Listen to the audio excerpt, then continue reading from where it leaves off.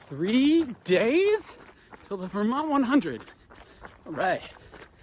So here I am, the very last one I'm going to do before race day. So it's Wednesday before 4 a.m. Saturday start time. You know, you can only go up a hill so many times, and each time you go up a hill, you got to go back down. That makes your runs always an even number of miles. If you're doing that, which is what I got to do, because specificity at this point in the training. And so I can only go either 4 miles or 6 miles, which would be half of 10, which is what I've been doing. So I'm going down 50% each week. And so here I am. This should be either, it should be 5, but it could be 4 or 6. So I did 4 the last 2. I'm going to do 6 today for my last one. So I'm heading down for my 6th mile right now. So I will be done when I get to the bottom. And that'll be that.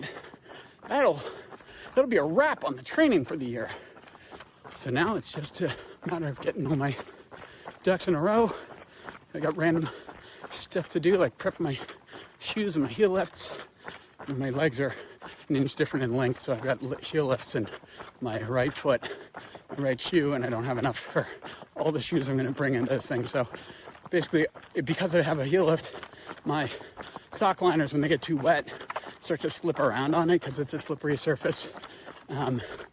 And so I use double-sided tape for these kind of extreme situations to stick it all down. So we're going to get all that prepped. Stuff like just, I don't know, making sure. Oh yeah, I'm going to put everything in a bag. A duffel bag that's pretty cool. Duffel bag Tobiq, Tobiq, I think is how you spell it. It's got 4 equal-sized compartments in it, which is pretty sweet, with lots of pockets inside of each of those compartments. And they're color-coded, or they're colored. So I'm going to write a guide with the colors on it for my crew, so they know which pocket to go in to find stuff when we get there. We don't have to mess around, because that's something I learned in my last person. It was nice that everything was segregated, but because there's pockets within pockets, and there's so many pockets, just couldn't find some stuff at some point. Oh yeah, my headlamp, I couldn't find my headlamp. So I want to make sure that kind of thing doesn't happen again. There's a car, so many cars here in the middle of the day. So yeah, feeling quite positive, very, very positive. There's not a whole lot to say that I haven't said already, except that I'm psyched, that I'm, a little anxious, not too anxious. I watched a YouTube video that was new since the last time I looked for, vlogs on the Vermont 100, and I found one that was just posted. Whoa, big beetle. And I watched it, and the guy ended up getting 29 hours. Oh my God, there's like a huge parade of cars coming down right now. This is really annoying. 29 hours, 30 minutes, something like that.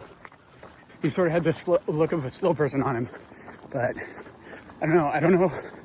I gotta get over this part in my head. This is gonna be a hard part to deal with, because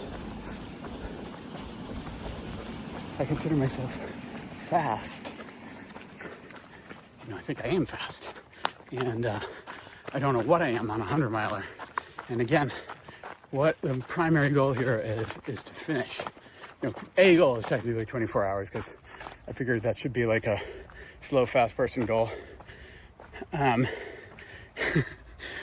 Which I feel like is what I should be.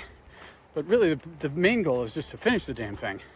Because if I don't finish it, it means something went totally wrong.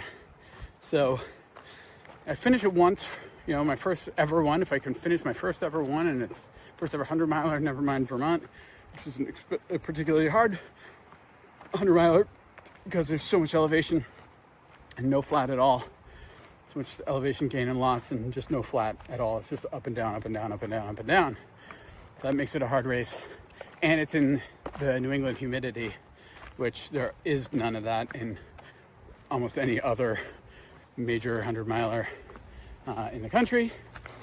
So those are the things that make it hard. And if those are big enough reasons to be happy with a sub 30 finish, which is an official finisher, So that's what I'm aiming for. That's how I feel about it. Right now I'm just game on, game face, and I'm just gonna, I got a lot to do, frankly. There's a lot of work to be done. We're gonna take my van, not Heidi's van. So I'm gonna clean it for them because it's kind of filthy, so I gotta do that. But I still have toddler shuttling duty tomorrow, so I can't take all of their stuff out of it yet and make room for the adults. So I gotta wait until the last second to do that. I gotta do all my laundry. And where I live, I don't have laundry in my house, so I gotta take it to the laundromat. So I'm gonna try and do that today because I've been waiting for this last run today to go do that.